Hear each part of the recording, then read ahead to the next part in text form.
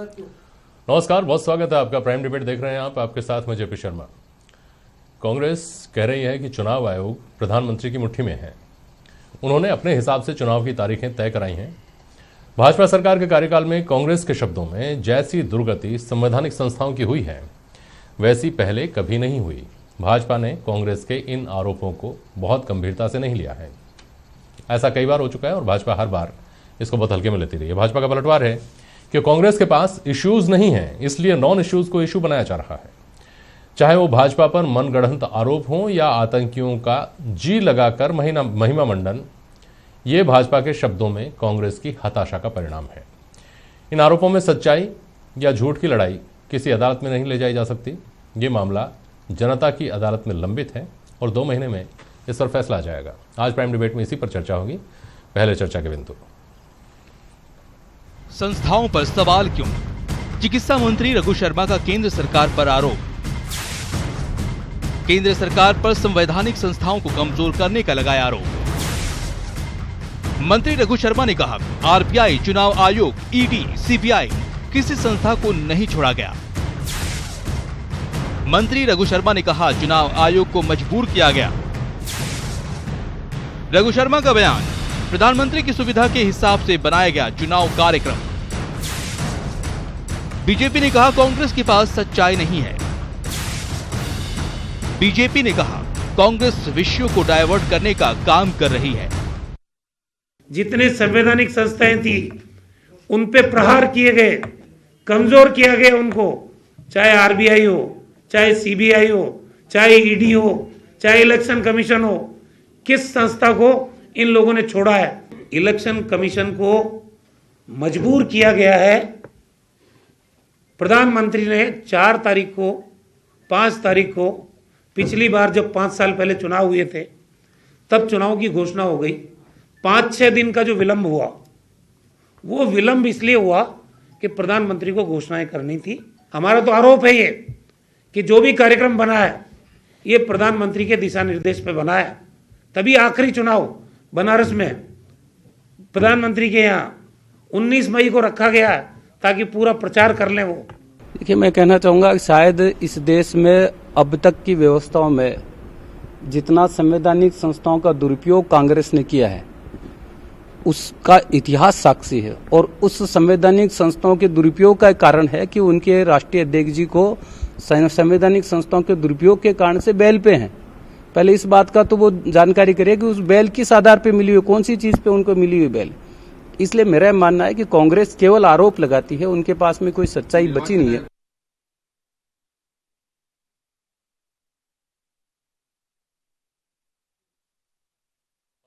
Prime debate में सुशील आसोपा साहब कांग्रेस के प्रवक्ता हैं, महेश शर्मा जी हैं वरिष्ठ पत्रकार हमारे साथ, और मनीष पारीक साहब हैं हमारे साथ भारतीय जनता पार्टी से। बहुत स्वागत है आप सभी का।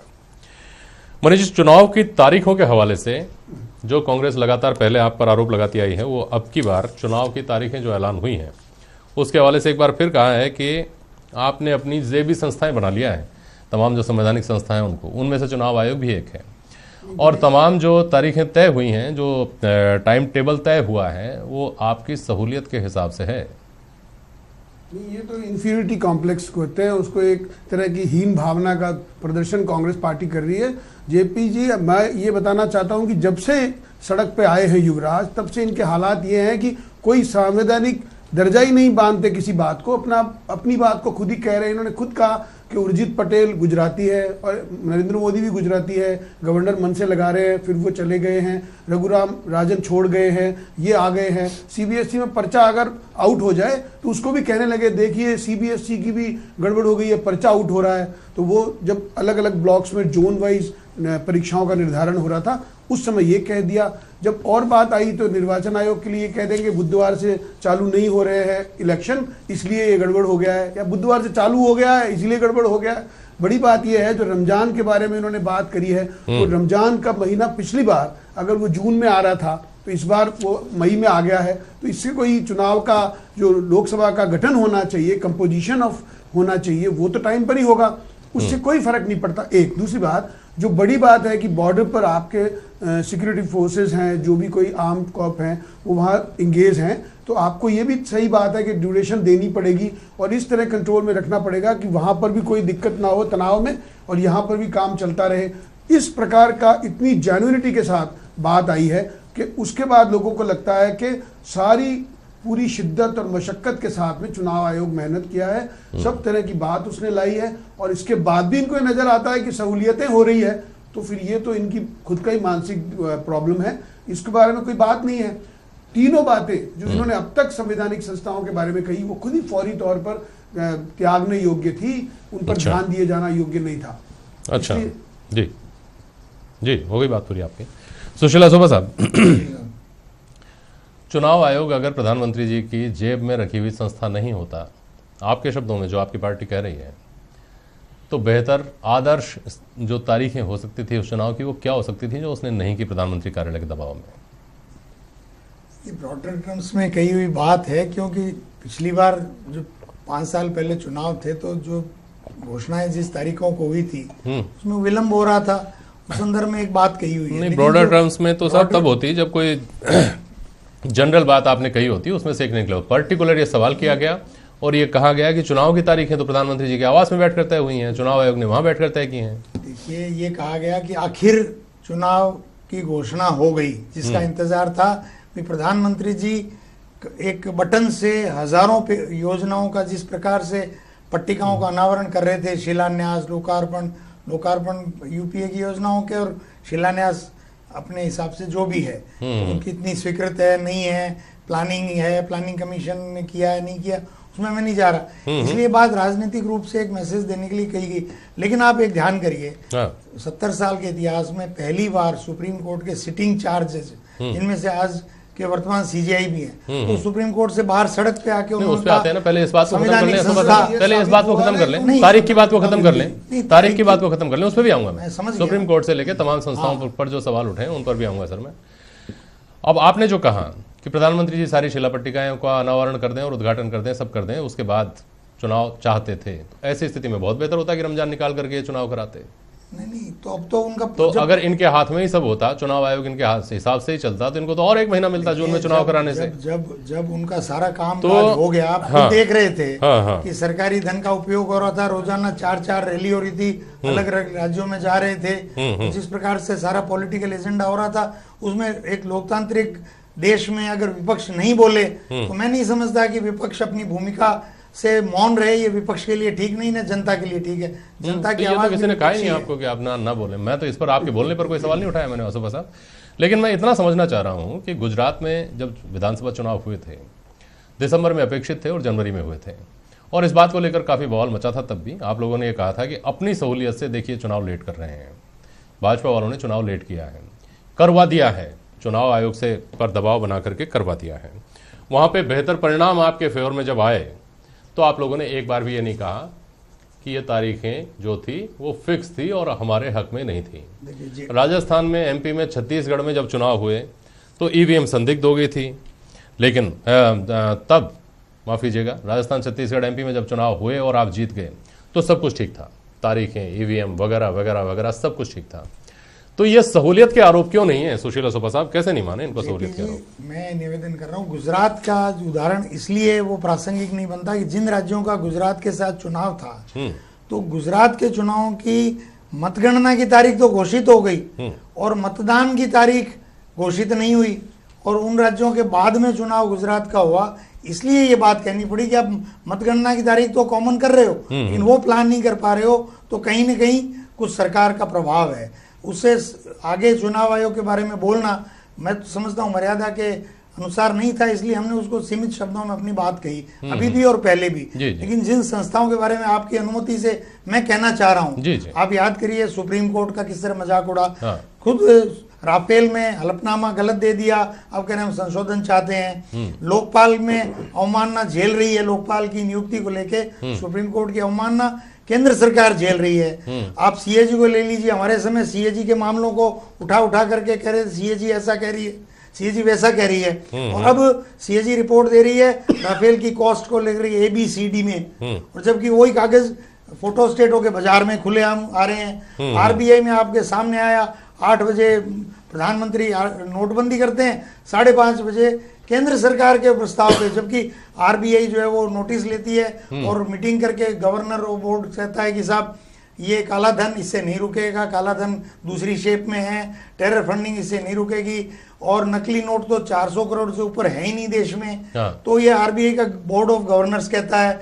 लोकपाल भी एक संस्था है, कितना आंदोलन हुआ कांग्रेस के खिलाफ, 5 साल बीत गए इस सरकार के, लोकपाल की नियुक्ति नहीं हुई, भ्रष्टाचार की बात करते थे, खुद प्रधानमंत्री भ्रष्टाचार के दायरे में आते हैं, लेकिन लोकपाल है नहीं, शिकायत करें तो किसको करें, जांच कहीं होती नहीं।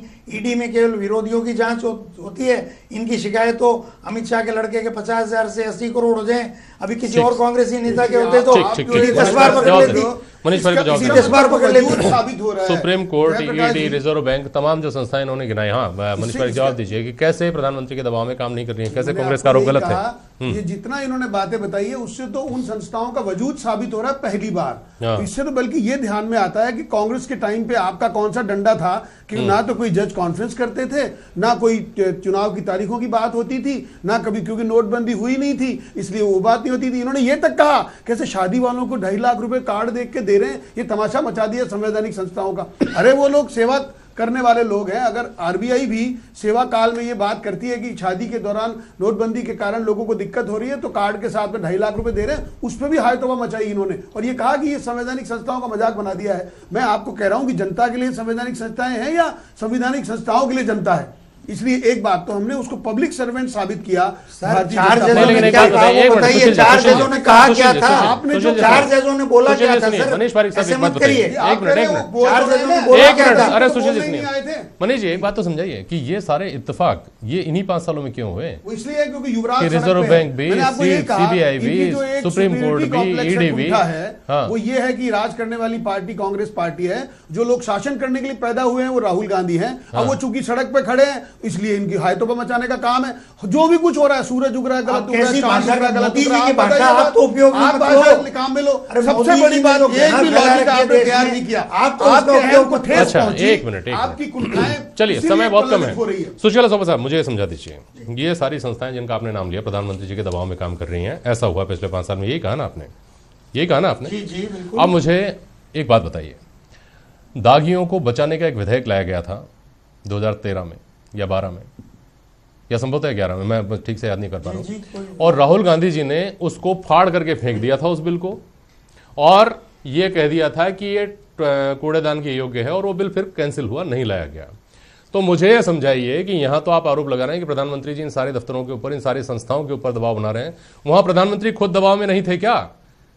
तब वो किसके दबाव में काम कर रहे थे? मैं उस बात तो क्यों ये नहीं माने कि यहां तो प्रधानमंत्री कार्यालय के द्वारा दबाव जब बनाए जाने की बात है, वहां प्रधानमंत्री कार्यालय खुद दबाव में काम कर रहा था, तो इससे ज्यादा दुर्गत नहीं थी क्या? नहीं ऐसा नहीं है, उसको उसका दूसरा पहलू नहीं अगर हम देखें तो शायद मैं अपनी बात समझा सकूंगा।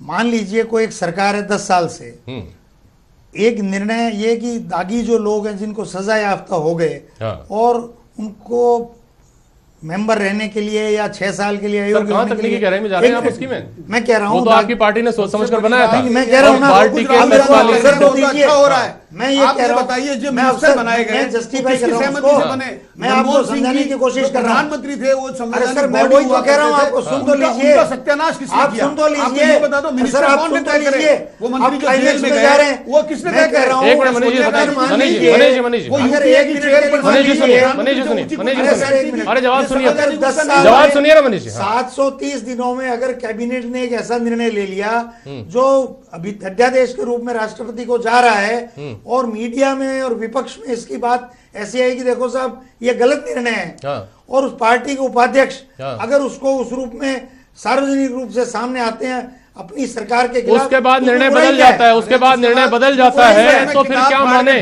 उसके बाद निर्णय जब बदल जाता है, पार्टी उपाध्यक्ष की राय महत्वपूर्ण है सर, या कैबिनेट का फैसला महत्वपूर्ण है जिसमें प्रधानमंत्री भी शामिल है, तो ये क्यों नहीं माने? देखिए पार्टी हमेशा सलाह देती है अपनी सरकार को, सलाह महेश शर्मा जी, ये हो गई बात। महेश शर्मा जी, पार्टी सलाह तो देती है ना सर। आज दिन भर से सोशल मीडिया पर जिस तरह की टिप्पणियां हैं उसमें कांग्रेस के बारे में यह कहा जा रहा है, कांग्रेस खुद ही सेल्फ गोल कर रही है, अपनी तरफ से हिट विकेट कर रही है। खास तौर पे कल के बाद जब से रमज़ान में तारीखों को लेकर के कांग्रेस ने स्टैंड ये लिया है कि रमज़ान के दौरान चुनाव नहीं होने चाहिए थे, जब से राहुल गांधी जी की ये बाइट प्रसारित हुई है कि उन्होंने मसूद अजहर को जी लगाकर संबोधित कर दिया। ये बताइए कि ये जो कांग्रेस का नया शिव भक्त दत्तात्रेय वंशी जनेऊधारी जो अवतार है, उसके साथ ये दो हाथों में लड्डू रखने की जो कोशिश है, जुगत है, ये बहुत जोखिम भरी नहीं है क्या? एक तरफ रमज़ान में तारीखों की आप खिलाफत करें, दूसरी तरफ आप ये भी कहें कि हम भी वही हैं जो ये हैं, हम थोड़े सॉफ्ट हैं, वोट हमको भी तुम्हारे भी चाहिए, तुम्हारे पर भी दावेदारी। देखिए, ये वाला जो स्वरूप है ये आप आज का नहीं है, ये गुजरात के चुनाव दौरान ही शुरू हुआ, इसकी हो गई थी। विपक्ष में रहने का मतलब ये नहीं कि हर डिसीजन का आप विरोध करें जो सत्तारूढ़ दल है। सत्तारूढ़ दल का भी ये है कि संवैधानिक जो संस्थाएं हैं उनकी स्वायत्ता को बरकरार रखें, और साथ साथ ही होता यह है कि जो चुनाव करवाए जाते हैं पूरा एक उसका एक अपना पूरा एक परिवेश देखा जाता है। अगर बाय द वे इन महीनों में अगर नहीं करते, क्योंकि एक संवैधानिक बाध्यता है कि जो पिछली सरकार के समय जिसने शपथ ली थी, जहाँ से मतलब क्या था सरकार गठन की जो शुरुआत हुई थी, वो डेट को लांघ नहीं सकते आप। तो आप उस पर फिर एक नया ऑब्जेक्शन ये हो जाता है कि सब चुनाव आगे बढ़ा दिया जाए। यह मोदी मतलब क्या कहता है इस तरह के जैसे भी आरोप विपक्ष लगा देता कुछ भी। अब इसी बात को लेकर के रमजान है तो क्या पहले करवा देते चुनाव पहले करवाने को भी लेकर के शोर शराबा होता। तो जो मामला है जिस रूप में एक जो आप ये विपक्ष का जो एक सकारात्मक रोल नहीं होकर के हर चीज़ कमियों में दिखाई दे वो भी नहीं होना चाहिए। जिस तरह से राष्ट्र के आज जैसे पुलवामा अटैक के बाद में पूरा राष्ट्र सब दल एक स्वर में आ गए थे, लगभग कोई भी राष्ट्रीय स्तर का जो कार्य किया जाए या संवैधानिक संस्थाओं की स्वायत्ता की बात की जाए तो सभी दलों को एकजुट होकर के उसके मतलब क्या प्रयास करने चाहिए बजाय छींटाकशी करने के। जी। अब चुनाव आयोग ने जो भी अपनी व्यवस्था थी, इस समय आपने ये देखा पुलवामा अटैक के बाद में जो कश्मीर की हालात है वहां पे भी अतिरिक्त फोर्स, क्योंकि वहां पे भी चुनाव है, चुनाव दौरान आतंकियों का उस समय फिर मतलब क्या था एक अंदेशा है कि वो कुछ अटैक नहीं कर दे।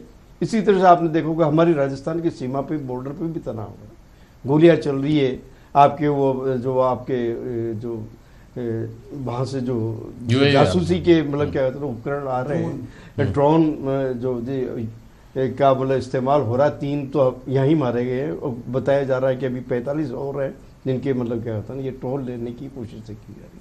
तो कहीं ना कहीं मतलब पाकिस्तान पड़ोसी देश को भी ये आशंका है कि कहीं ऐसा नहीं भावलपुर में जो है जहाँ वो इसका मसूद जो है कहीं उस पर अटैक नहीं करते भारत इसकी। तो इन चीज़ों को लेकर के वहाँ पे भी एक तरह की स्थिति बनी और पाकिस्तान भी नहीं का भी ये सोच है कि यहाँ सत्ता परिवर्तन जरूरी चाहिए, क्योंकि जो मौजूदा शासन है वो उनकी मतलब विचारधारा से भी नहीं मिलती। ठीक बात। और चूंकि उन्होंने पाकिस्तान को बिल्कुल अलग थलग कर दिया है इनकी विदेश नीति की वजह से, बिल्कुल ठीक। आज तो इन चीजों को ध्यान में रखते हो कि ये आरोप प्रत्यारोप चल रहा है, लेकिन हाँ विपक्ष को कुछ चीजों के लिए जो अच्छे कदम लिए उनकी प्रशंसा भी करनी चाहिए। ये भी एक लोकतांत्रिक व्यवस्था को हमेशा के साथ विपक्ष में है तो विपक्ष की भाषा में ही बोले हमेशा, हर चीज में खोट निकाले कमी निकाले तो वो भी ठीक नहीं है। ठीक। सकारात्मक इसका मतलब विपक्ष का मतलब ये नजरिया यही होता है कि वो अच्छाई को भी अच्छाई बताए।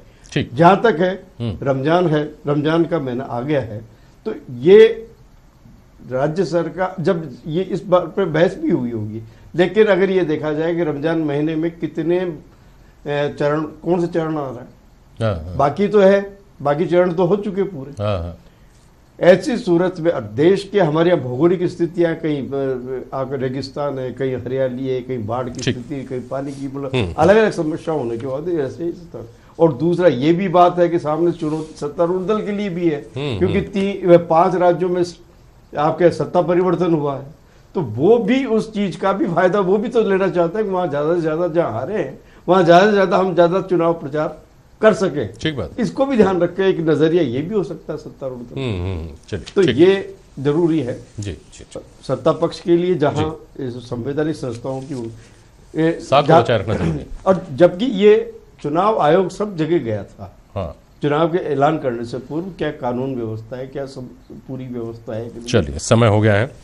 मनीष जी, सवाल होता हालांकि आपसे मेरा कि कल बातें खिली हुई थी भाजपा की जब राहुल गांधी की बाइट चल रही थी, आज ढूंढने वाले जो सुरमा हैं उन्होंने मुरली मनोहर जोशी और रविशंकर प्रसाद को ढूंढ लिया है महिमा मंडित करते हुए इन्हीं आतंकियों को। बहुत शुक्रिया आप सभी का आज प्राइम डिबेट में शामिल होने के लिए। आज के लिए बस इतना ही, नमस्कार।